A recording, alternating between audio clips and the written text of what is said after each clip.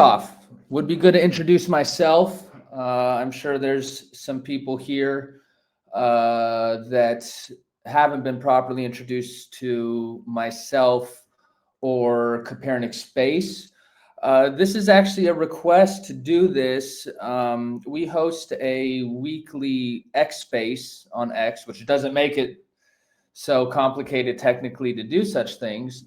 And we had a request to do this on LinkedIn as well. So, our community, our user base at large asked us to do this. So I'm sure we have some new people watching that don't have the whole background on myself and Copernic Space.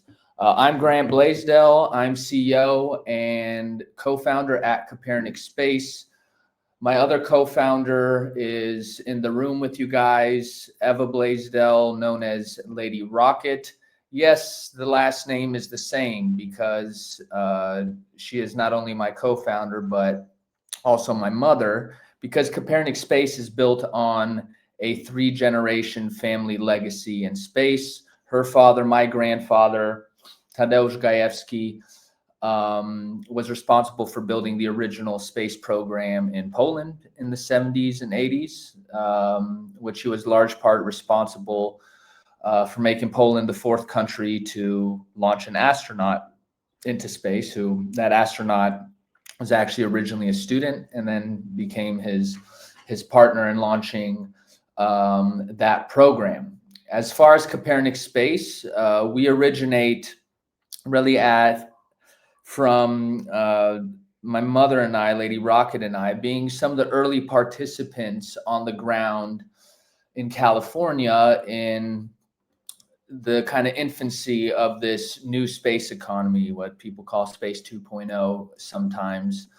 And we realized that through a collection of our experience collectively, that the largest need and opportunity that's going to be in space is not just the rockets, the physical infrastructure, the satellites, the data, all these assets being generated, but will actually be the financial infrastructure, the marketplace slash exchange that turns space into an accessible, dynamic and liquid asset class, both commercially and financially. Me, myself, I've been doing startups since age 19 or so, originally in digital media platform and marketplace space. And that's what got me into the blockchain market very early, over 12 years ago now at this point, as a venture builder. And I've created, built, and exited such startups as CoinFirm, which was a pioneering analytics and AML platform. But as I mentioned, I'm 3rd generation space. I had other opportunities to take in life, but I believe the challenge, the opportunity, and the return, not just financially, economically, success-wise, but for the benefits of life on Earth long-term that Copernic Space represents, was more than once in a lifetime calling. I think this moment in time in history we're in right now when it comes to space and the opportunity and importance it represents is once in centuries. And I'll get into that a little bit in a broader theory later on. So for anyone new to us, Copernic Space is building the financial infrastructure and marketplace for the space economy. We're focused on turning space infrastructure, ventures, and real space assets into commercial, investable, and tradable assets. From lunar payloads and satellites to reusable rockets, in-orbit infrastructure, space-based data, compute, and even to mission level streams. So today's conversation matters because really it's the biggest validation event in the history of commercial space is happening right now today. SpaceX has priced what is to be the largest IPO ever. So it's approximately $75 billion to be raised at around $135 a share. That makes it valued roughly at $1.77 trillion. But the most important part of all this isn't just, the IPO price and those details. I think a real story that public markets are placing this almost 2 trillion valuation around a company built around space infrastructure changes the whole conversation. Space is generally for decades been treated as a governed domain or strictly a traditional venture-backed frontier, so to say. And now it's being validated as one of the most important and valuable infrastructure markets in the world, which I don't think that gets communicated enough, but that's what we've been building for at Copernic Space. So it's not just about pricing, SpaceX. I think it's more the opportunity is to understand what happens becomes investable, accessible after this. What happens with the rest of the space economy? What happens with this liquidity that's about to be generated? And how does commercial, retail, institutional markets access space beyond the limited avenues right now, which when you're participating in potentially today, which is public stocks, and then you have kind of the exclusive VC funds.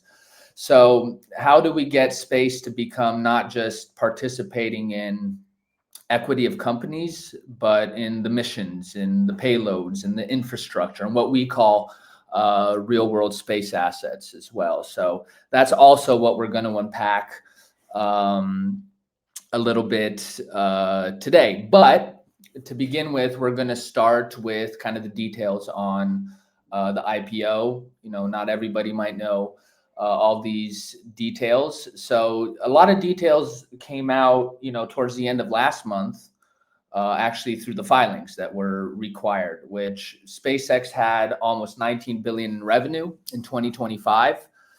So, a lot has been put in on, okay, look at the multiplier of what the valuation is compared to what the revenue is. And let's remember that SpaceX isn't just selling launches. You can actually find an article on my personal LinkedIn, Grant Blaisdell's LinkedIn, from a couple months ago when SpaceX acquired XAI. And what I think the bigger picture a lot of people are missing around what Musk is doing, which is creating a complete vertical space stack. And that's not just through SpaceX and XAI combination. You have to remember about Tesla and Boring as well, right? So these are companies that actually might be, all of their focus or attention is right now on terrestrial stuff, but actually the long term is built for later merging that into the full space stack. And you have this AI infrastructure angle, obviously, as well when it comes to that. You might have seen recently the Anthropic compute agreement. So Anthropic signed an agreement with SpaceX to give them $1.25 billion per month until mid 2029. And that's, again, a part of this massive infrastructure monetization strategy. So SpaceX isn't being priced as just a space company. It's the space, the AI, the comms, the compute. You have the defense and the government contracts and the data. And as I mentioned, that's going to grow into further things.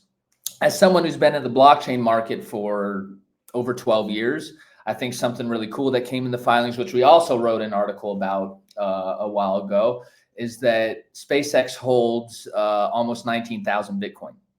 Okay, so depending on market price fluctuation, that's well over $1 billion that it's holding.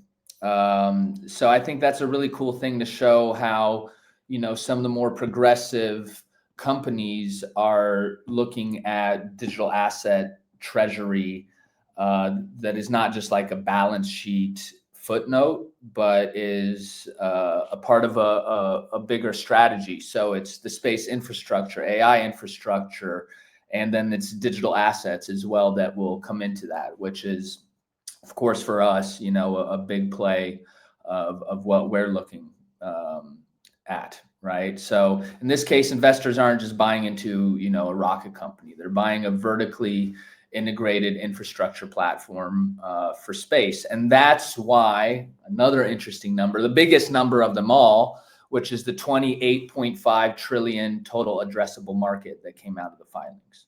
Okay. That's where all this is coming in is because it's this full stack of AI, compute, the data centers, the lunar infrastructure, the eventual Mars infrastructure. You can throw in asteroids. You have the communications, the national and government security. So this gives public markets a framework for pricing the future space economy at massive scale. Okay. There's this wealth creation that's not that many people are talking about as well. Obviously, the funds that had exposure to SpaceX will suddenly have returns, depending on what stage they came in. Those multiplier of returns are, historic. Okay. But there's also the employees. There's, engineers, the operators, developers, mission specialists, right? You've even seen examples of, people that are, the janitors practically, they'll become millionaires, some even billionaires, right? So this creates a new class of space native investors, right? And what we've seen in history is that when these sort of events happen, like Facebook was a big one. I think a lot of people remembers when Facebook went public, it was like, well, this generated X amount of millionaires, and boom, like that, right? But the people who build these frontier ventures that reinvest it into further frontier technologies. You had the well-known PayPal mafia, right? So PayPal helped fund the next wave of internet companies. Then you had, the cloud and the software that went to AI. That trickled down then into crypto, which funded the broader Web3 and what's now developing into, our field, which is the tokenization, the real world assets sort of space. And SpaceX IPO will do the same for space as well as some others. I think some of that capital will flow into AI, which I think will be like this, last push of AI until, things kind of, I would say, rightfully stabilize around AI, as it's been very bloated and hyped for a bit. You'll see some flow back into crypto. And listen, this goes both ways. And I'm about to tell you, what's happening now in the markets, like with crypto or gold, right? But some of this is going to flow into crypto as well, right? And some will go more into quantum or whatever it may be. So what you're going to see after this IPO, after a lot of these positions liquidate their assets, is you're going to see a big reinvestment into, companies like us and different sort of more frontier sort of markets. Okay. But a lot of this liquidity that's going to be entering into the SpaceX IPO is being taken out from other liquid assets, right? Gold, Bitcoin, crypto overall, other public equities. So what you've seen in gold and crypto over the past, days, even weeks, is you're seeing a vacuum kind of pulling that capital out. And I think a lot of that is going into the SpaceX IPO and prepping for the major AI IPOs that are happening later. So, but after the IPO, that flow is going to reverse. So obviously for space-focused entities, investors, one of the most like natural next destinations is the next layer of the space economy, which is what we're focused on building. So not just, another public stock, but taking space into the infrastructure and asset level, the missions, the payloads, what we call the real world space assets. And that's, where we become specifically relevant, right? So to take that on a little bit, first kind of investors get into companies, then investors get into assets, and then it becomes access and yield, right? Over history, we've seen this in real estate, energy, telecom, shipping. Now you're seeing it in data centers, right? So at first, investors are buying into companies building the infrastructure, and later it's exposure to the underlying assets, right? What we actually compare ourselves historically, to take it way back, when I say we, I mean Copernic space, is we had the first era of exploration, right? The first era of exploration created the most valuable company of all time, which was the Dutch East India Company. They did not build the ships. They did not build the physical infrastructure. What they built was the financial infrastructure and the marketplace / exchange that fueled all of that and made it pop, right? Made it all really possible. Now we're in the second era of exploration, which space represents. And again, that's what we represent. And now space is beginning that same transition. And SpaceX IPO validates phase one, right? Telling the world that space companies can become institutional scale public market sort of opportunities, right? So the next question is like, how do we take this to the infrastructure asset level? How do you participate in specific missions? Again, the payloads, the satellites, the lunar infrastructure that's being built over the few years, launch capacity, compute, the data centers that all this money is going into these companies, right? And also tying those returns into revenue streams, the actual space activity and value that's being created. And again, that's our focus, is to build that financial infrastructure for the asset class that we're kind of defining and categorizing, which we call real world space assets, right? So that means that this needs to be structured, right? This is where the tokenization element comes in, the financing, the commercializing. And a big key in space, which has been a kind of bottleneck for a lot more capital coming in, is secondary markets and that more dynamic velocity around liquidity, right? So if I'm investing in space, is my liquidity event timeline still 10 years, 15 years, who knows how long until they, IPO? So for us, tokenization is the vehicle, programmable vehicles that represent the ownership, the transferability, the price discovery, the liquidity, right? So taking assets that are previously generally locked away inside, more private contracts, agreements, closed networks, and turning them into structured, more accessible economic units that not just institutions can understand and participate, but that democratization sort of word has been used a lot, both in crypto and space. Obviously, I don't think it's really been executed well in space, except for some companies like us.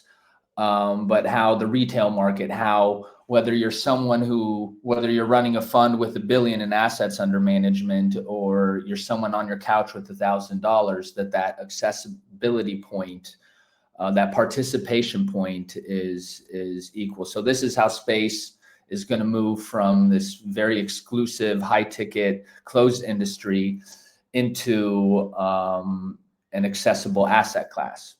Okay, so I think I want to talk a little bit about that access sort of element. Right now, you're about to participate in one, which is the publicly traded stocks, right? That's a limited amount of companies. And if you've ever been around a company that's going public, SPACs made it a little bit easier, but we saw, some of the challenges that come around that. But generally, it's a tough process, and it exposes companies, founders, et cetera, to a lot of things that might not be best for that company to have to deal with at that moment. It's one reason Musk, has held out of doing these things for long periods of time, even though he could have done something like this earlier on. You start the regulatory oversight, and the way you make decisions becomes a little bit more strained. The other layer is what? Invest through venture capital, right? As someone who's been in the startup space, that's not very accessible, right? It's expensive, it's exclusive, very relationship driven, it's quite illiquid, and it's just not accessible, or doesn't have the fast enough ROI for, I'd say, a majority of liquidity that exists on the market. So even family offices or smaller institutions sometimes struggle with this. So, you can invest directly into private space companies, but usually that's very exclusive, closed to insiders, and is quite expensive, let alone that liquidity event timeline. So what's missing is everything in between, right?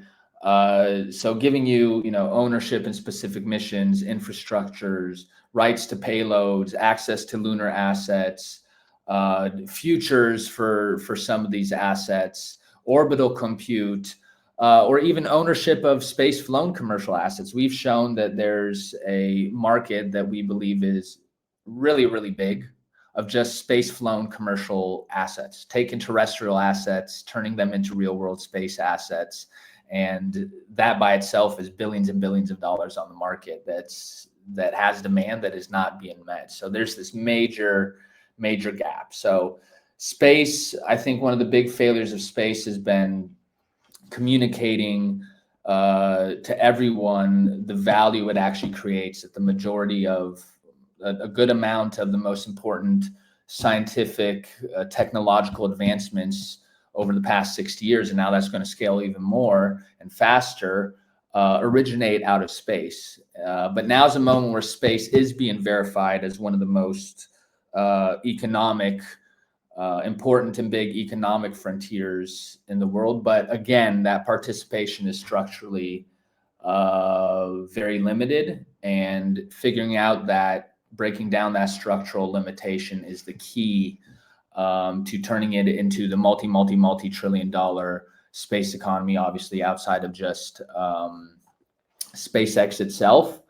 And just as an example, we proved that this model can work last year. It's not like a theory for us, where we proved a new model on both how to finance, invest in infrastructure or real world space asset, and how to fractionalize and sell that asset to a much broader B2B, B2C market, which we did through what we call digital payload on a lunar mission. So we had a fund that's close to us participate in financing that lunar payload for rights to a percentage of the commercial revenue that payload generated. And then we fractionalized it and sold it into our broad B2B, B2C user base. And that provided 3x returns in around 5 months for that liquidity provider, okay? If you scale that and apply it horizontally across, whether it's moon missions, satellites, launches, reusable rockets, it's a standard that works horizontally. You've completely changed the dynamic of how space moves and really how the market works. So as of right now, there's around 2,000 digital assets literally sitting on the lunar surface. So soon we're preparing to launch, the secondary market, so you can trade rights and ownership of those assets. Okay. So the point is that this is a big moment in history.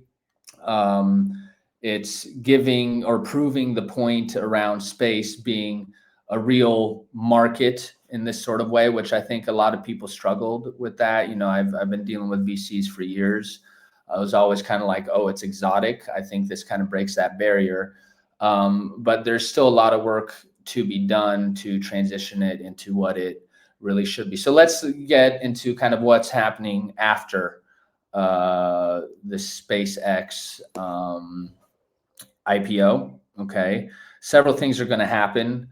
Space becomes investable by default. Institutional mandates expand. So most funds have mandates, right? which is we invest into these sort of categories and things. That's about to open up for space. So now these capital allocation committees, the boards, et cetera, are going to be forced to take space seriously, right? They missed the SpaceX boat. Are they going to miss the next big boat, right? Governments are obviously going to increase, commercial partnerships around it. Something we've been dealing with as well recently is insurance and underwriting markets mature. We actually have a partnership we're announcing hopefully in a few weeks that's going to provide kind of the first insurance wrap for space assets that make them much more bankable. And these venture funds are going to allocate a lot more capital towards, new space, so to say. And again, you'll have these employees and early investors recycle that capital into the next generation of space companies like us. And I think there's a big opportunity for family offices, which is kind of like in my viewpoint, is kind of like a institutional wrapper for high net worth individuals. And they're going to be looking for exposure beyond the SpaceX stock. I've been dealing with quite a bit of like private secondaries activities around SpaceX over the past many months, which that's a market ripe for disruption as well, just like space when it comes to how things should be digitized and done. And loads of family offices at the last minute we're trying to get in. But I think family offices and high net worth individuals can fill a gap I think a lot of VCs aren't filling right now, because they can think a little bit more risk and longer. They can take an allocation of their funds and think riskier, make more centralized kind of fast decisions, right? So again, it comes down to how do I participate in space beyond owning public equity or trying to access these exclusive VC rounds, becoming an LP in a VC. So again, the future of space isn't only built through company equity ownership. It's going to be built through infrastructure and asset ownership. Again, the missions, the payloads, the satellites, launch capacity, lunar, reusable rockets, compute AI, data rights, data and imagery rights, tying revenue streams into that, access rights into that, right? And that's, again, what we're building for. So the SpaceX IPO kind of validates this operational layer, the operator layer. We're building the asset layer. Okay. So this is why it's also an important moment for us at Copernic Space. We're growing as a company. We're entering into a seed round. At this very great moment for such things. And we've been building this commercial and financial infrastructure for this market. That when we started, a lot of people were like, not just thinking that's too early, it's like seeing the angle, right? And it's not the first time I've experienced this as a founder at CoinFirm when we were first coming out in 2015, going into 16.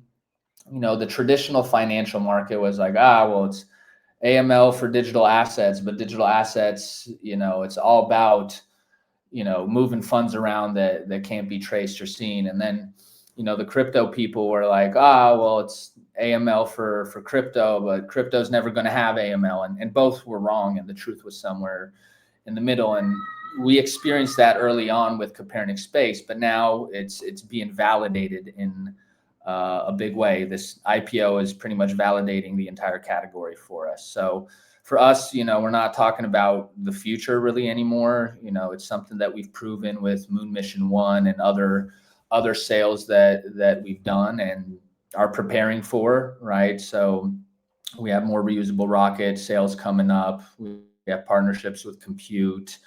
We have more lunar payloads going up at the end of the year.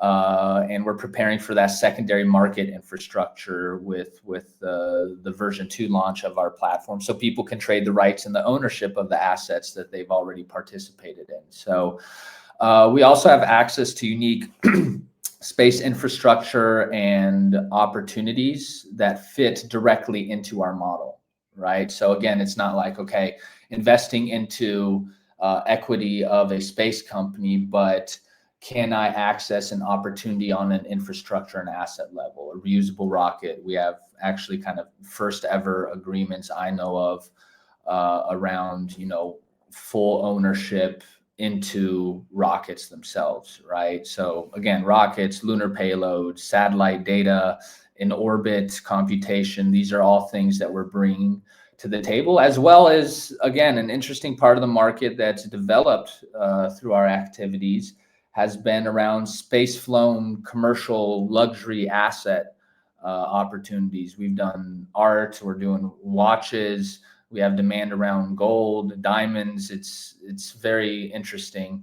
So it's not just like mission-linked revenue opportunities, but all those things tie together. And these are, the assets that the traditional public equity cannot give access to. And these are the kinds of assets we know will define the next phase of the space economy. So for all the listeners that are there, if these are sort of things that you want to learn about, gain access to, be in the what comes next before it is the super hype thing that everyone's trying to get into, reach out to us. We're building the rails for the asset layer of space, and we're opening that next stage right now, and it aligns perfectly with this SpaceX IPO. On every what we call Moon Monday, our X Spaces, we open up at the end for comments, questions, etc. I haven't been looking at the LinkedIn thing because I have the streaming interface here. So in a second, I'll go into the LinkedIn, I'll look at all the questions or comments that are there, and I'll start answering them. So if you want to, start asking some questions, feel free to write it in there. So again, as some sort of conclusion around this, the SpaceX IPO is beyond just SpaceX. It's beyond this moment. It's the recognition of space as a global economic system, right?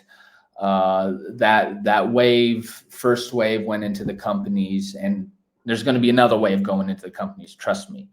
But the future of this is going into the infrastructure and assets. So the market's going to start demanding more access, more liquidity. Eventually that becomes yield around the infrastructure being built beyond Earth. That's why we build Copernic Space.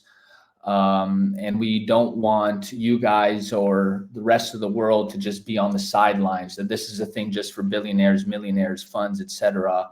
But build the financial rails and the interface, that marketplace that allow both institutions as well as people to participate in it directly, right? So right now, SpaceX is being priced, but we're building for the pricing of things on a much more fractionalized asset sort of level. So want to open it up to you guys. Happy to hear your opinions as well. Like, where do you think this capital is going to go? Is it going to be, it's going to run back to AI where everybody's been running into, right? Is it going to trickle some into crypto? Is it going to go into space? Let me know what you think. And of course, thank you for being here. Really appreciate it. If you enjoyed this, tell us. And although this is more of a challenging of a setup for me to handle than just doing our X Spaces, we'll start doing things like this more often. So you can also kind of see how we're developing. I think we're probably the most transparent company in space. We tell you what we're doing very often on a very granular level, and there's a big community feel through what we do. Part of that is because, and this might be my most, as a founder and CEO in this case, I think I'm not the best at taking small moments to appreciate what we've done, like for myself, for my soul, so to say. But one thing I try to remember that we've done is that, we've had people write to us like, hey, I've been passionate about space since I was a little child, and they go into details, whether it's Star Trek or whatever it is. And I never thought I could actually participate in it. Right. And that we've enabled them to do that. So that's, kind of a choking up moment for me is that, yeah, we're taking on, I took on a big challenge along with Lady Rocket. Obviously, the opportunity is insanely massive on a historical level. But it's already providing value for people in a very important way for me, and that makes me very happy and proud. So again, I'm going to open it up to the questions. There's some delays between the stream and the LinkedIn interface, so I'm going to go into the LinkedIn interface right now, and I'm going to get into it. Let's see. All right. Bogdan said this earlier. Maybe we need to think about how to make sure that this kind of information is accessible to all clients, not just those who are already familiar with the industry. Perhaps there's a way to simplify the language and break down complex concepts for people who might be less tech savvy. Yeah, that's a big challenge. I've seen it in the crypto blockchain market for over a decade now, where it's like sometimes you're speaking to yourself almost in a way. Uh, it's something I call it Frankenstein syndrome, which even though I view myself as a pretty adept communicator, and I'm not my grandfather, I'm no physicist in that sort of way, but especially when something's your own creation, you're so close to it that you don't have this kind of this kind of objective viewpoint of it like the rest of the world does, right? You're kind of speaking your own language even sometimes, and I think space has that as well. And again, I think one of the biggest failures of the space market has been that it doesn't properly communicate the value it creates for the average person, right? It's just like, oh, cool, governments and billionaires are spending money. The government's spending my money on who knows what. But like most of what we're using here, like originates out of some sort of space application. I remember I had a really smart guy, by the way, a friend of mine. When we started the company, he's like, yeah, cool, all awesome, but why aren't you focused on environmental stuff? And I'm like, well, listen, the most important technology advancements to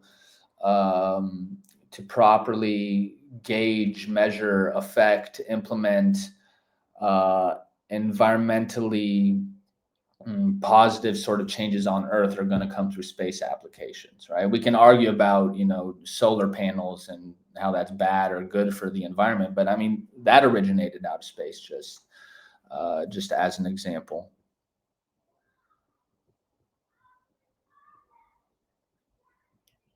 Awesome. Well, seems that I've communicated things relatively clearly around this. So I guess I can, if you have questions that come to you later, throw it into the stream below, because there's a massive delay from what I can tell. Okay, so your comments might not even be popping up live, but when they do pop in, I will make sure to answer them after this. Okay, guys. So I hope that was informative for you. And based off the feedback, either way, I plan to do these more often for you here on LinkedIn.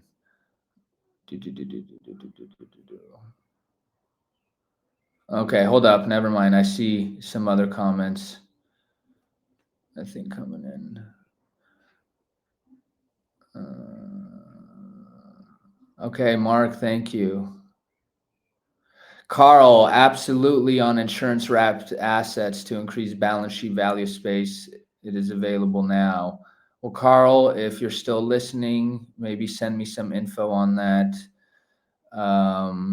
Beatrice, do I have a copy? Yes, I will. My guess is you mean a copy of the stream. I will send that to you. Okay, I would love more materials in text rather than calls. maybe what I'll do is I'll take transcripts of things like this and structure them into a more material based sort of version. So that might apply to both what Beatrice and Eva were saying there. And thank you for all the the supporters here. There's a bunch of our users, our clients, what we call our passport holders as well. So one really cool thing we did is we created something we call Copernic Space Passports. It's a tokenized membership, doesn't do it justice, but it's a tokenized asset that gives our user base additional benefits. So whether that's privileged, kind of first access to asset sales, discounted privileged pricing, a big thing for us that's going to kind of create network effect and scale this is our verified reseller system. So that's something that comes through these passport holders where they can take opportunities we have on the platform and they can go and sell those in further and generate their own business, their own space business, so to say, generate revenue for themselves through it. I think, obviously what we're doing is pretty revolutionary for space, but some of the things that we're doing is we're implementing things that historically have worked in other markets when they start growing and maturing, right? And I remember my mother, who has decades of experience from Silicon Valley to at one point leading the largest computer company in the world at the time, Compaq, its entry into Central and Eastern Europe. Compaq had its own verified reseller system. So back to the Dutch East India Company comparison is, I believe it's a Mark Twain quote where it's, history doesn't repeat, but it rhymes.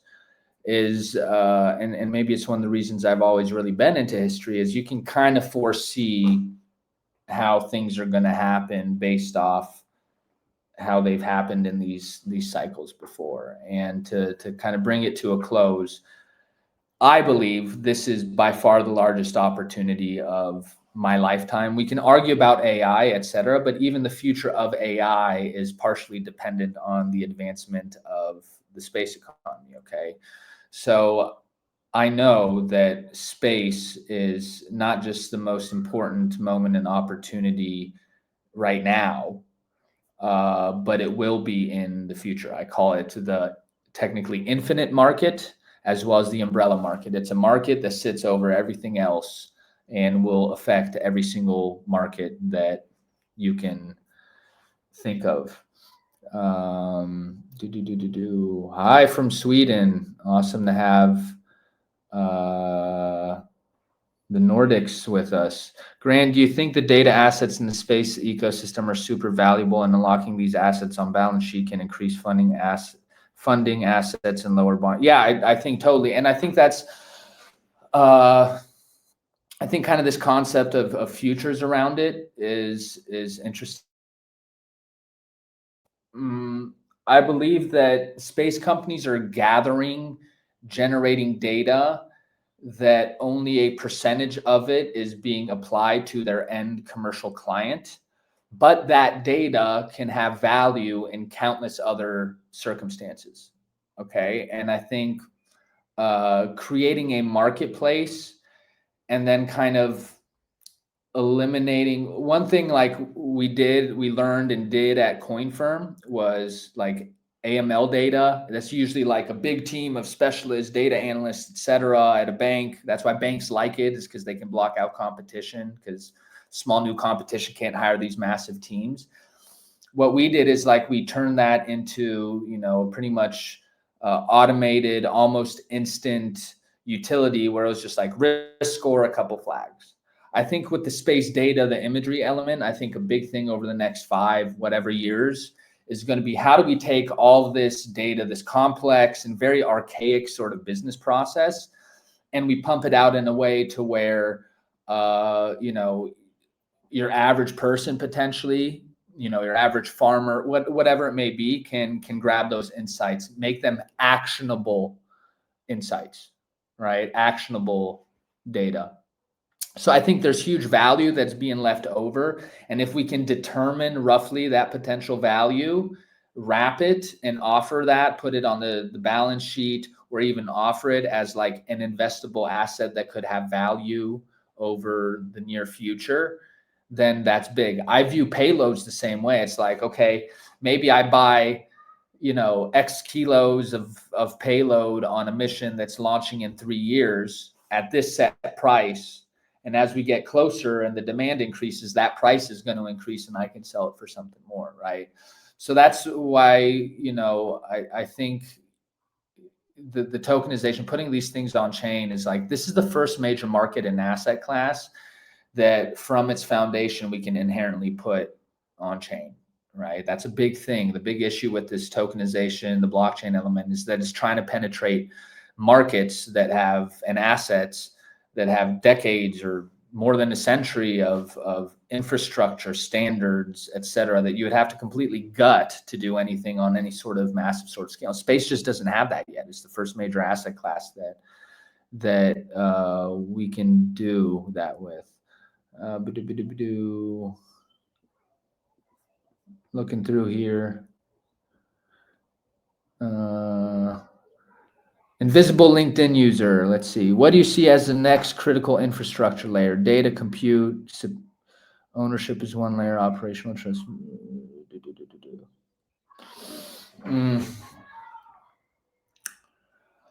Listen, we were very early to kind of talk about the AI compute in orbit. I think there's a lot of misunderstandings around that.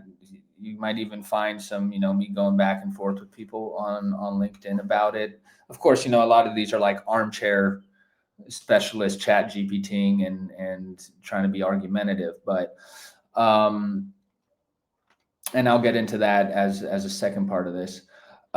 Starship is really important to this. So although launch is kind of figured out, it's not totally figured out. Why? Because the next layer is kind of off-worlding certain infrastructures on Earth, putting such large infrastructure in space that right now is either technically or economically really, really hard to do or not viable at all. So I think actually, though, I'm a little biased around this. The next critical infrastructure layer for me, like the big picture, is the lunar surface, is the moon. Okay.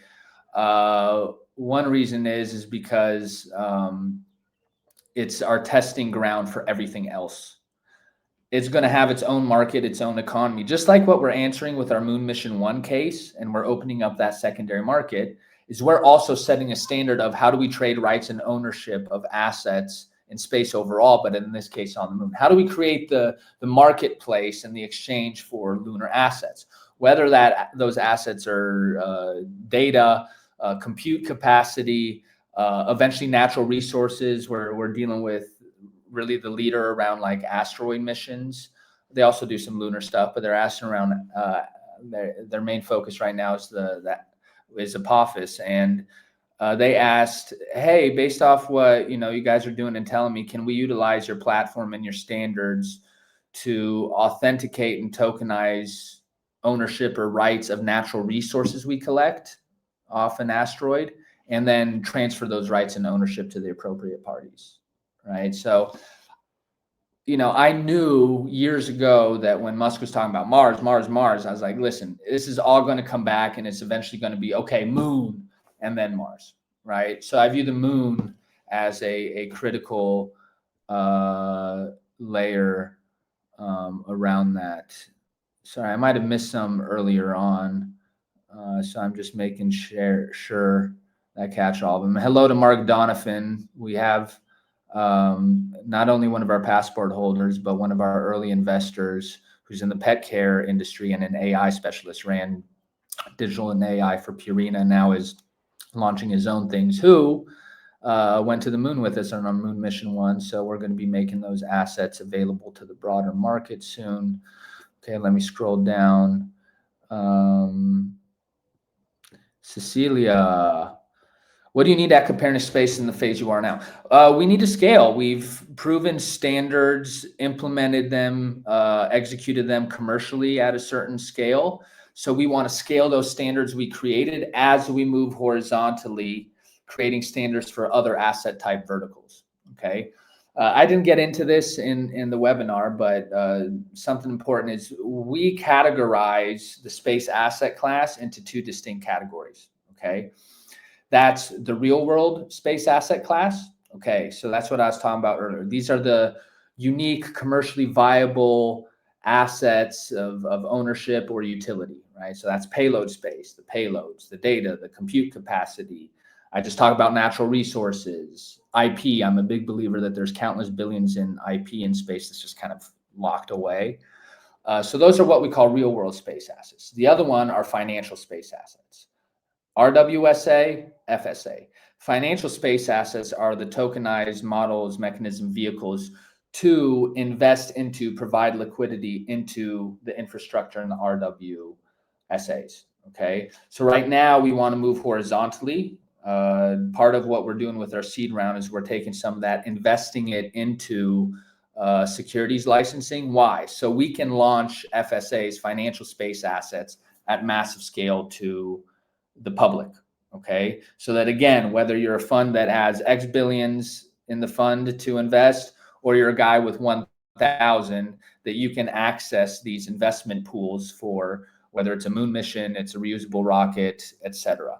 Okay, so for us, it's just run fast, scale up the team a bit more as well. You know, with AI, obviously is helping with some things, but I'm not a big believer that you can. Like even during COVID, when everyone was doing a remote, no one was going to convince me that it's creating equal or better results. Nothing takes away from humans, in my opinion, especially being able to be in a room together.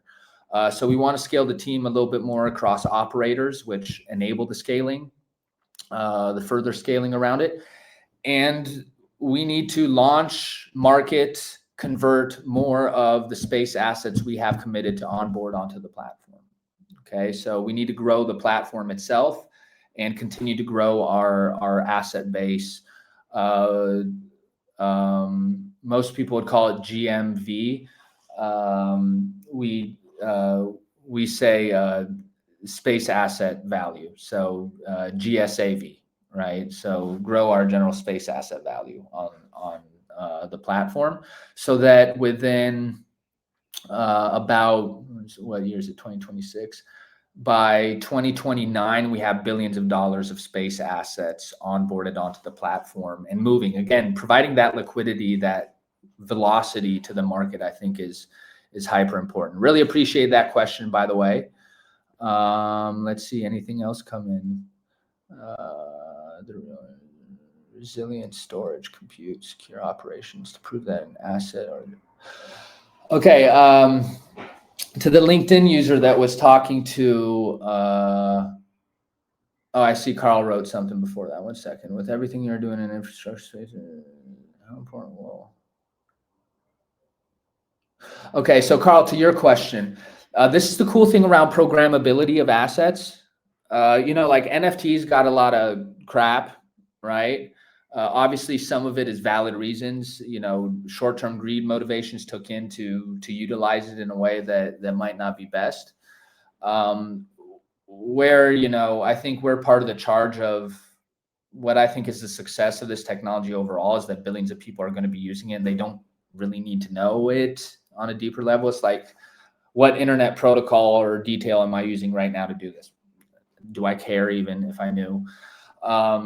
So the cool thing around this technology is you can take assets, make them programmable, and make them dynamic, meaning that you can implement, let's say, data being pumped out by a sensor, so location data, whatever it may be, into the tokenized asset itself, right? So, and that leads to the LinkedIn user who's responding to you. Ownership is that's the key layer, is obviously ownership. I think one of the you know, the fundamental thing we're answering is like, no one's answered, okay, what even represents verified, certified, whatever ownership of space assets, right? I think that's the foundational space asset management ownership layer that we're answering without even the financialization, commercialization end. But you can really go crazy with turning these assets, again, not just programmable, but make them dynamic. So as long as we're dealing with, and this is national security stuff as well, which is like why we view our platform as dual use eventually, is like we can take the infrastructure we built and build it into private controlled environments where you can control the parties that are looking in, can see. So it's like, if I buy a license to access certain satellite imagery, only if I have that tokenized access, which serves as a unique cryptographic key, can I even access it under the license, right? So the resilient storage, yeah, these are a lot of these, like with the compute in orbit, anti-radiation shielding, all these sort of things. Or we can even get into, the space debris element, right? It's like, okay, but what is the economic model that is going to really fuel that, right? And make it much more dynamic. Okay. So I'm not the physicist here. I can't build you a rocket like my grandfather did. There's certain questions I can't answer. All we're doing is trying to provide the financial and the commercial infrastructure models and interface that help answer those faster and better, right? And enable as many people to become beneficiaries and stakeholders in whatever those benefits are. Thanks, Mark.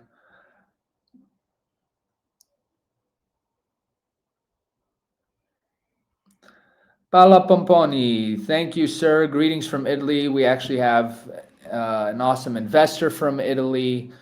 And I need more reasons to go back to Italy. I think I got all of them for now. Cool, Carl. I'm glad it makes sense. So I think that's equally reflective on your knowledge and intelligence, even more so than mine. Awesome, guys. Well, listen, we're over an hour now. That's usually what I like to spend on this. What I'm going to ask from you guys, though, is when this is done, take it, spread it. Okay, let's spread the knowledge, spread the wealth. Knowledge is wealth in a lot of ways, and of course, for my own benefit, we want to drive attention into what Copernic Space is doing. Okay, I think it's, again, maybe the most crucial part of the market that not enough people are recognizing in our humble opinion. So with that said, I want to thank everybody else for being here. Oh, you said something about the space debris thing.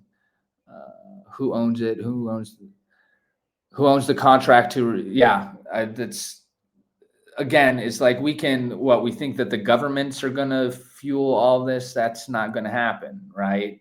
At best, we can hope that they. Another thing I learned from CoinFirm is like the private market really leads, and it's the regulators always trying to catch up, right? So I think with what we're doing at Copernic Space, it's another one of those things. It's like, hey, we're going to prove it on the market. Of course, we do everything according to the regulatory standards environment is today, but the regulators and the governments are going to have to catch up to it, right? That's why initially we're focused on the private, aka public market, and later on it becomes dual use, right, where the governments, the major enterprises, create their own private environments. Christian, what's the next big thing for space assets? Tokenization, help revolutionize it. Yeah, so Christian, who's by the way worked with me at CoinFirm, I think he's one of the best minds in the world around data sets, data analytics, and AI now as that's matured. When we're starting CoinFirm, it's like I was CMO as well, so I really defined the language, the branding, and we're debating whether to say we're doing AI, but we decided to be honest and say we're doing advanced machine learning, which is what really most 99% of AI companies are actually doing is just machine learning. So Christian might not have been here earlier. The next big thing for space assets tokenization, I believe that obviously the real world space assets, so those commercially viable, unique ownership sort of assets, are the foundation of it all. But what's really going to make it pop are the financial space assets, right? Which is, okay, how do I get everyone, because financial incentives kind of run things, right? So how do we get everyone to have the potential to become financial beneficiaries of the growth of space economy? So again, whether it's a fund with $1 billion, 10 billion, or it's a guy with $1,000 on his couch, it's like, how do we give that access point so everyone can benefit, which creates, speculation, all this sort of stuff, a speculative environment that's much more dynamic. One second. More people are writing. I thought we're done here, but I see we're not. Let's see.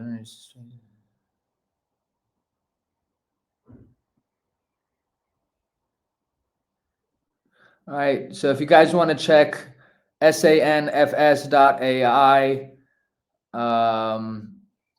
he's talking about verifiable infrastructure around assets. Listen, we're not going to do everything ourselves in this, right? We also have a layer on our platform we call SAI. This is especially where knowledge and competencies of people like Christian come in. It stands for Space Asset Intelligence. So this is, building some proprietary AI and algorithms. Think of it as like a Bloomberg terminal for space, just on the next more advanced level, and eventually agentic as well, which gives you the insights, the risk rating, the proper pricing for you to, first off, gain that valuable knowledge and insight into data, but also portfolio construction, as well as liquidation of parts of your portfolio. And that's where the agentic thing is going to get really interesting. It's like, you're going to have all these agents that have program standards, et cetera. They can build a portfolio, get rid of parts of a portfolio really fast. So that's going to be our kind of answer to that. And an answer to something that's generally a problem in space today, which is like the financial insights are very limited. It's like a couple year PDF reports. It's just not on the level that true, financial or asset markets are on. All right, I'm going to give it 5 more seconds. 5, 4, 3, 2, 1. All right. Thank you for joining us once again. Again, I asked, if you don't follow Copernic Space, follow it. If you want to hit me up, my name's Eva Blaisdell. You see it right there. You can look me up. And I ask you to take this session, spread it far and wide, whether it's repost it, right, with something, saying something about it, or sending a direct message to somebody who think will find value in it. If you're interested in Copernic Space itself or the opportunities that we're going to be offering more of, contact us and we'll get into that discussion. So thank you once again. And as they say in crypto, to the